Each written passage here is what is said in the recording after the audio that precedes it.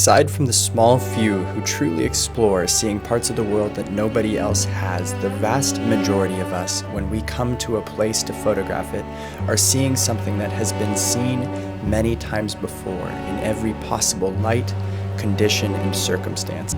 We therefore cannot rely on the scene itself to be the compelling element.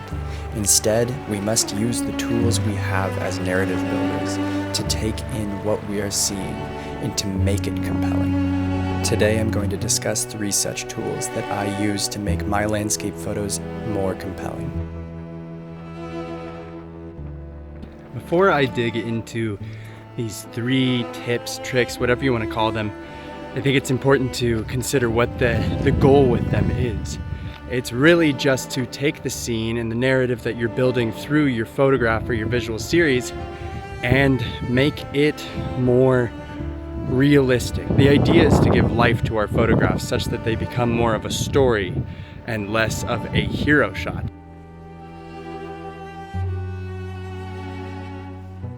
The last thing I wanted to say before we actually bring it back to the studio and dig into these concepts is that these are all gear independent.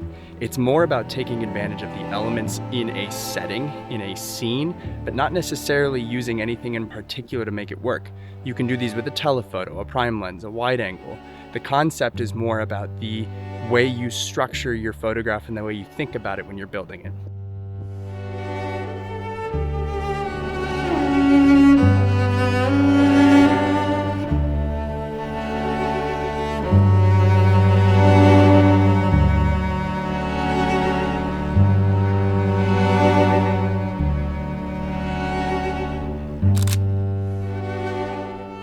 As photographers, and landscape photographers in particular, we often enter a scene and perhaps with a good amount of anticipation, and rather than consider the depth to the scene, rather than consider what's at our feet, what's in the midground, what is the sky looking at, we get excited by the focal point of the scene, the big mountain, the beautiful tree, and we take a snapshot. Now this kind of pulls the story out of the scene. All we're doing is capturing something beautiful, and we have an opportunity there to rethink that. My favorite approach, and the first thing I want to talk about today, is introducing 3 layers of atmosphere in conjunction with the rule of thirds. If we think of a photo as 3 parts, a foreground, a midground, and a background. The foreground is the introduction to the photograph. The midground is often where the subject falls, and the background is often where the atmosphere or additional context is lying. So if we consider that and we try to craft our photograph with the foreground in mind, the midground well composed to accentuate the subject, and the background with the correct atmosphere to fit the setting, to fit the narrative, to help the story of the photograph feel more potent, then we begin to craft photographs that are, rather than just a snapshot, they're story shots, and they help us to convey that space to the viewers we're introducing those photos to, or just to make them look better on our wall if that's our goal. To go through an example, I'm going to refer to a photo I took in Ninh Binh, Vietnam, one of the most beautiful places I've ever seen, and a photo that I think exhibits this idea well. In the foreground, we have the introduction to the narrative. It's wet, it's green, it's lush, but this portion of the photo isn't overly distracting. It serves to build our interest in the image and direct our gaze. And then in the middle of the frame, we have the subject, the home. This is the intrigue and the narrative that we're hoping to build the whole photograph around. This is also where we begin to introduce the density of the image. And then in the upper third, we have the atmosphere. This is the light painting the full scene. It's what makes it beautiful. It's what tells us what time of day it is and how remarkable this place is.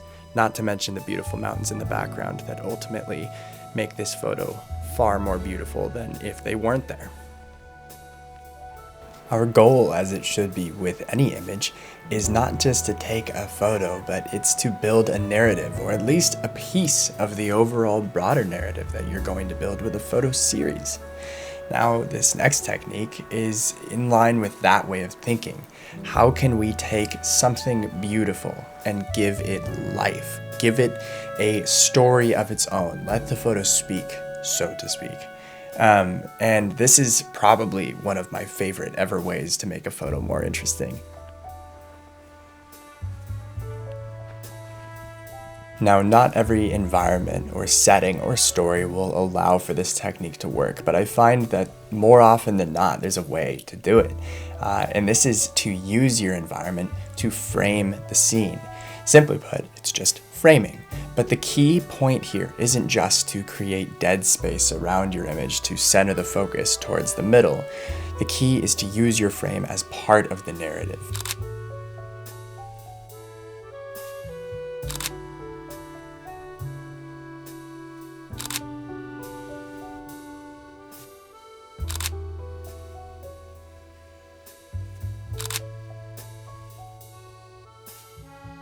Now here are two examples of environmental framing that help bring the photo together, center the interest, but they don't waste space.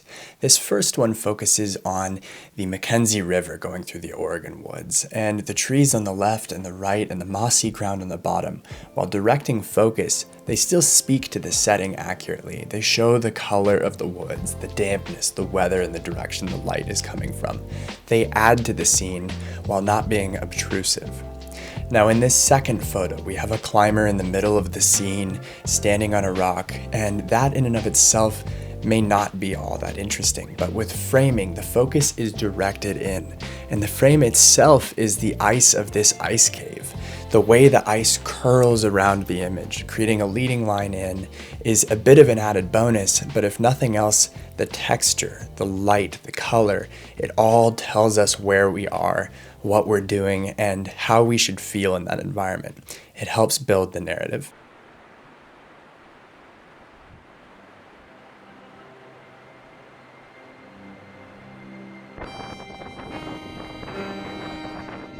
There are times, even in the most beautiful landscapes, places we've dreamed about for who knows how long, where we can't find the narrative. It's not coming to us, and therefore the composition is left lacking. My third tip, and one that I stylistically have relied on for years, is to introduce a human element, or quite literally, a human.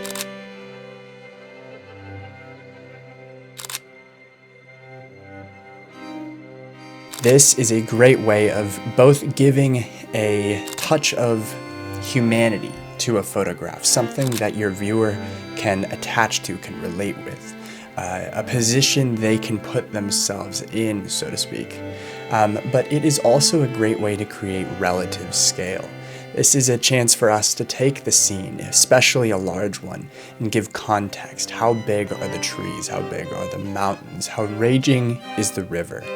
A human element is one of the easiest means we have to amplify the narrative of a scene because we are there. We are a human element.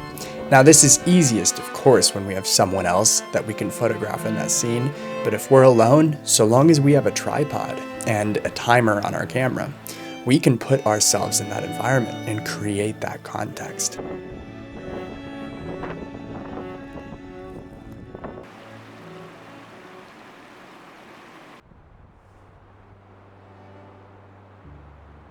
Our goal as photographers is to awaken something in our viewer's mind's eye. Through the narratives we build and the landscapes we visit and the way we represent them, we can build something beautiful for viewers to experience that they otherwise wouldn't be able to. Even if that's just us viewing these photos back home, we want to do justice to the places we visit. And I hope these tools help you guys to do justice, to create more compelling photos with better narratives, with stories that live on for you and for the people that see your photos. Thank you so much for spending this time with me today, guys, and I will see you again very soon. Have a good one. Bye-bye.